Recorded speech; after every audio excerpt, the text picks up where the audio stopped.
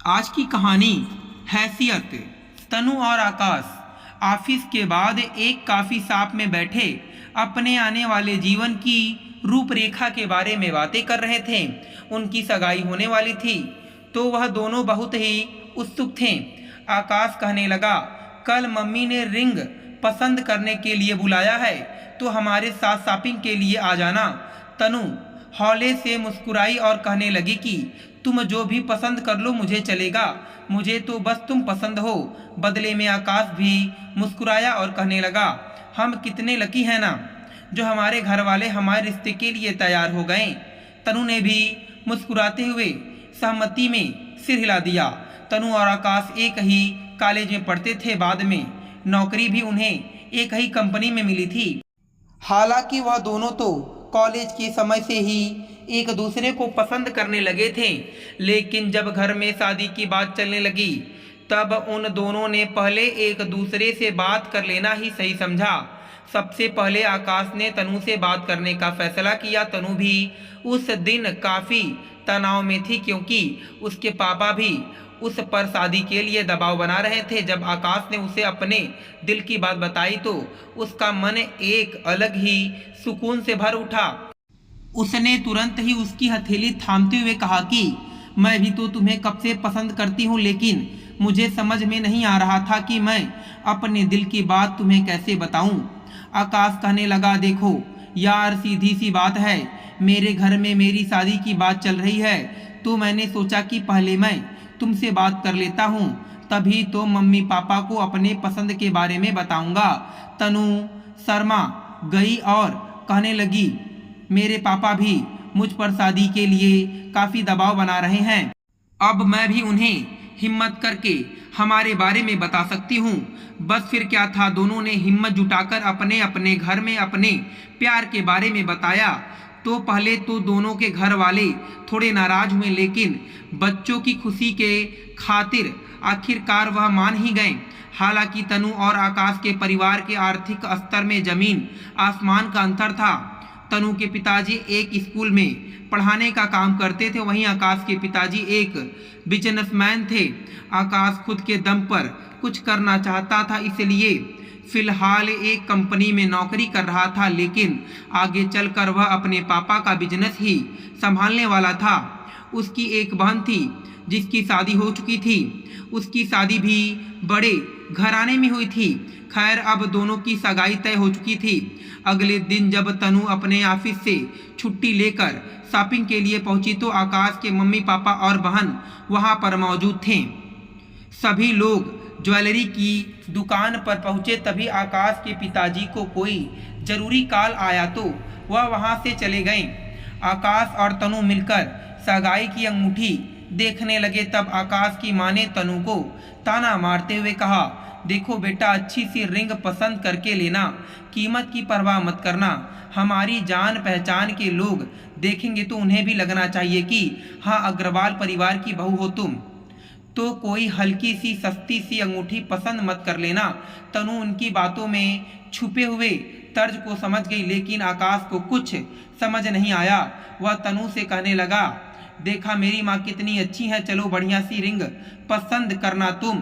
तनु हौले से मुस्कुरा उठी और कुछ बोल नहीं पाई, लेकिन उसे थोड़ा अजीब लग रहा था कि कहीं शादी के बाद ससुराल में उसे चुनौतियों का सामना न करना पड़ जाए। हालांकि शादी के बाद लड़कियों को कुछ ना कुछ बदलाव का सामना तो करना ही पड़ता है। खैर, बहुत ही धूमधाम से उन दोनों की सगाई हो चुकी थी। सगाई के दौरान जब तनु मेहमानों से घिरी बैठी हुई थी, तभी पीछे से उसे अपनी सास की आवाज़ सुनाई दी। वह अपनी सहेलियों से कह रही थी, अब क्या करे, बेटे ने जिद पकड़ ली तो गरीब घर की लड़की को बहू बनाकर ला रही हूँ। इसे अपने घर के तौर तरीके सिखाने में थोड़ा समय लग जाएगा, लेकिन क्या कर सकते हैं। जब देखिए हमने सगाई का कितना बढ़िया इंतज़ाम किया है, इन लोगों ने तो ऐसी सगाई जिंदगी में कभी देखी भी नहीं होगी। इसके मायके के तरफ के लोग तो खाने की प्लेट पर टूट पड़े हैं जैसे जन्म के भूखे हों। यह सब सुनकर तनु की आंखें छलक आई थीं, लेकिन वह आकाश की मां से कोई बहस नहीं करना चाहती थी, इसलिए खामोश रह गई। वैसे भी घर वालों ने तो विवाह की स्वीकृति इस तरीके से दे दी थी मानो वह लोग बच्चों पर कोई एहसान कर रहे हों। तो ऐसे में अगर वह किसी बात को लेकर उखड़ जाती तो फिर उंगली उन्हीं दोनों की चाइस पर उठती। वैसे ही दोनों के घर वाले इतनी नाराजगी के बाद मुश्किल से माने थे, तो अब वह इस रिश्ते के लिए कोई नई मुसीबत खड़ी नहीं करना चाहती थी। इसलिए अपनी आंखों के आंसू को छिपाकर वह जबरदस्ती मुस्कुरा रही थी। लेकिन अब उसे थोड़ा डर लगने लगा था कि पता नहीं शादी के बाद उसकी सास का व्यवहार कैसा हो। ऐसे ही जब शादी की शॉपिंग हो रही थी तब भी उसकी सास ने उसे काफ़ी कुछ कह सुनाया था। उसकी पसंद नापसंद के बारे में पूछना तो दूर, उन्होंने पूरे शॉपिंग के समय उसे यही जताया कि वह उसकी औकात से बढ़कर उसे सामान दिलवा रही हैं। खैर जल्दी ही शादी का दिन भी नज़दीक आ गया था। बहुत ही धूमधाम से उन दोनों की शादी हुई। शादी के बाद तनु के मायके से जो सामान आया था उसमें भी उसकी सास ने बहुत सारी कमियां निकाली। फिर भी तनु चुपचाप सब कुछ सुनती रह गई। उसने इन सब बातों के बारे में आकाश को भी कुछ नहीं कहा। उसे बस अपने पति के साथ अपने नए जीवन की शुरुआत करनी थी, अपना रिश्ता मजबूत बनाना था। अगर शुरुआत में ही वह इन सब बातों के बारे में पति को बताने लगती तो हो सकता कि उसका रिश्ता बिखरने लगता। खैर धीरे धीरे उसकी शादी को 2 महीने हो चुके थे। उसकी सास हर एक बात में उसके मायके की हैसियत को लेकर उसे कुछ ना कुछ सुना देती। एक बार उसकी ननद मायके आई हुई थी। एक दिन जब तनु ऑफिस जाने की तैयारी करने लगी तभी उसकी सास उसे कहने लगी, अरे बहू, तुम्हारी ननद मायके आई है। यह नहीं होता कि एक दिन छुट्टी लेकर उसके साथ भी थोड़ा समय बिता लो। तुम्हें तो रोज रोज ऑफिस जाने की पड़ी है। आज छुट्टी ले लो, हम शॉपिंग पर चलते हैं। फिर अपने बेटे से बोली, बेटा आज तू अपना क्रेडिट कार्ड घर पर ही छोड़ देना, हमें जरा शॉपिंग के लिए जाना है।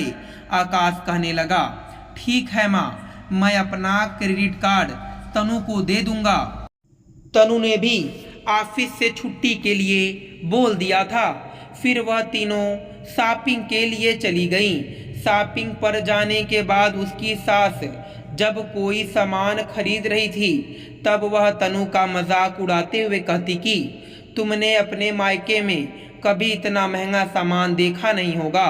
तनु भी चुपचाप क्रेडिट कार्ड से बिल पे किए जा रही थी। एक साड़ी की दुकान पर जाकर वह लोग साड़ियां देखने लगी। तनु को एक बहुत ही प्यारी साड़ी पसंद आ गई। एक दुकानदार ने बताया कि यह साड़ी 25,000 की है। यह सुनकर उसकी सास कहने लगी, बहू एक काम करो, यह 25,000 की साड़ी अपनी ननद के लिए रहने दो, तुम कोई सस्ती सी साड़ी देख लो। तुम्हारे लिए ये 700 की साड़ी ठीक है। तुम्हारी माँ तो खुद 150 की साड़ी लपेट कर घूमती है, तो तुम्हें भी सस्ते कपड़े पहनने की आदत होगी ही। तनु हैरान थी क्योंकि उसकी सास उसी के क्रेडिट कार्ड से शॉपिंग कर रही थी। फिर उसने बड़े ही विनम्रता से कहा, मम्मी जी, मेरी औकात की बात आप मत कीजिए। आप बस दीदी को जैसी साड़ी चाहिए वैसी साड़ी दिला दीजिए। मुझे तो साड़ी पसंद आएगी, मैं लेने की क्षमता रखती हूँ। उसकी सास मुंह बनाते हुए कहने लगी, हाँ बहू, अब तो तुम बातें बनाओगी ही। मेरा बेटा इतना कमाता है, मेरे बेटे की कमाई तुम उड़ाने के बारे में सोचना भी मत। तुम गरीब घर से आई हो तो अपनी हैसियत के हिसाब से ही कपड़े खरीदो। तनु धीरे से मुस्कुराई और कहने लगी, मम्मी जी, अगर हैसियत की बात है तो मैंने अभी तक आपसे कुछ कहा ही नहीं है, लेकिन अब मैं आपको बता रही हूँ कि जिस क्रेडिट कार्ड से आप शॉपिंग कर रही हैं वह क्रेडिट कार्ड मेरा है। उसका बिल मुझे पे करना है, तो अपने ही क्रेडिट कार्ड से मुझे जैसी साड़ी चाहिए होगी वैसी तो मैं खरीद ही सकती हूँ ना। मैं आपके बेटे की कमाई से शॉपिंग नहीं कर रही हूँ, बल्कि अपनी कमाई से आपको और आपकी बेटी को ही शॉपिंग करवा रही हूँ। वह क्या हुआ ना कि आज आकाश ऑफिस जाने से पहले मुझे अपना क्रेडिट कार्ड देना भूल गया था, तो मैंने अपना ही क्रेडिट कार्ड लेकर आई हूँ। अब आकाश में और मुझ में कोई फ़र्क थोड़ी ना है। आप लोग आराम से शॉपिंग करिए, बिल की चिंता मत करिए, वह मैं दे दूंगी।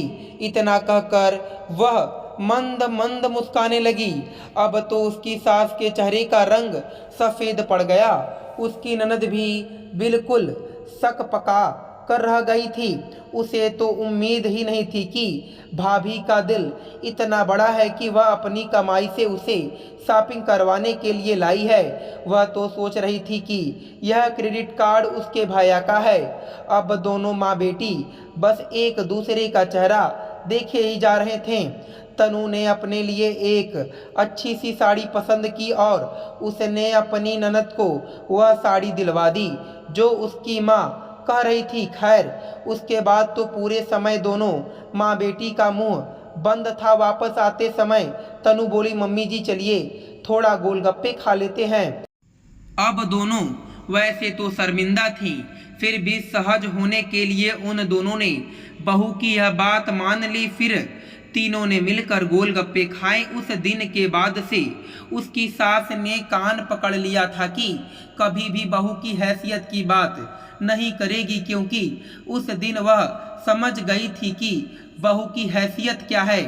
दोस्तों, बहुत बार ऐसा होता है कि बहू के मायके के आर्थिक स्तर को लेकर उसका बहुत मजाक उड़ाया जाता है, लेकिन शादी के बाद जब बहू का असली घर ससुराल ही होता है, तो फिर उसके मायके की बात को बीच में लाना कहाँ तक उचित है।